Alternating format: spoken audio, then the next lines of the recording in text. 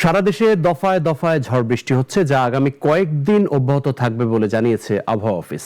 কাজেই ঈদের দিন এবার থাকছে ঝড় বৃষ্টি। আবহাওয়াবিদরা বলছেন, অস্থায়ীভাবে দমকা হাওয়া ও বজ্রসহ বৃষ্টি হতে পারে দেশ জুড়ে। বিস্তারিত রাশিদুল কাদের রিপোর্টে। কালবৈশাখীর মৌসুমে দেশের বিভিন্ন এলাকায় কয়েকদিন ধরে কম বেশি ঝড় বৃষ্টি হচ্ছে, সঙ্গে থাকছে ঝড়ো হাওয়া ও বজ্রপাত। এই অবস্থা আরও কয়েকদিন অব্যাহত থাকবে। আকাশ হঠাৎ করে কালো মেঘে ছেয়ে যায়, পরে শুরু হয় ঝড়ো হাওয়া, সঙ্গে বজ্রসহ বৃষ্টিপাত। আবহাওয়ার পূর্বাভাসে বলা হচ্ছে, চলমান এ ধারায় ঈদের দিনও ঝড় বৃষ্টি থাকছে সারা দেশে। আবহাওয়াবিদরা বলছেন, বিচ্ছিন্নভাবে দমকা হাওয়া সহ কোথাও কোথাও শিলাবৃষ্টিও হতে পারে।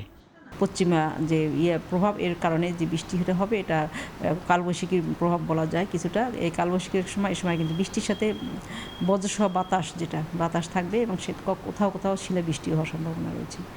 আবহাওয়া অধিদপ্তর জানিয়েছে, মৌসুমের স্বাভাবিক লঘুচাপ দক্ষিণ বঙ্গোপসাগরে সক্রিয় রয়েছে। রংপুর, রাজশাহী, ঢাকা, ময়মনসিংহ এবং সিলেট বিভাগের কিছু কিছু জায়গায় এবং খুলনা, বরিশাল এবং চট্টগ্রাম বিভাগের দুই এক জায়গায় বৃষ্টি, বজ্রসহ বৃষ্টি, সেই সাথে লাইটনিং ফ্ল্যাশের সম্ভাবনা রয়েছে। তো এই এলাকায় যেহেতু বৃষ্টির প্রবণতা একটু বাড়বে আগামীকালকে, তো এই বেড়ে যাওয়ার কারণে আমাদের দিনের তাপমাত্রা কিছুটা কম হওয়ার সম্ভাবনা রয়েছে এবং রাতের তাপমাত্রা প্রায় অপরিবর্তিত থাকার সম্ভাবনা রয়েছে। আর এই বৃষ্টির যেমনটা বৈশিষ্ট্য, সে অনুযায়ী কোথাও এর দীর্ঘ সময় ধরে বৃষ্টির সম্ভাবনা নেই। রাশিদুল কাদের, নাগরিক, ঢাকা।